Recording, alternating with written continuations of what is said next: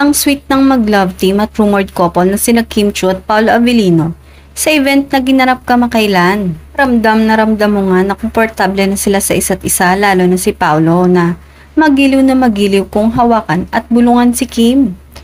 Kaaliw-aliw nga raw na sa bawat bulong ni Paolo kay Kim biglang magtatakip ng bibig si Kim at tatawa.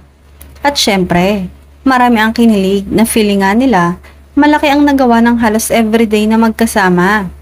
At ngayon ay inaabangan na din ang announcement kung kailan mag-uumpisa ang taping ng bago nilang pelikula.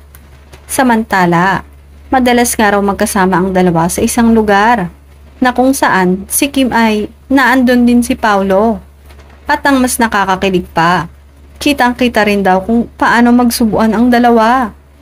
At dahil sa subuan na yon, ang dami-daming ang fans ang nakaramdam ng kakaibang saya at kilig sa dalawa. Kung totoo na lumalabas na ngayon ay together sina Paolo at Kim, ang ganda naman. Matagal ding itinago kung ano man ang relasyon ng dalawa. Kung totoo ngang meron. Itong paglabas nila together para na ring validation na totoo nga na they're in a relationship. Marami naman ang masaya para sa kanilang dalawa.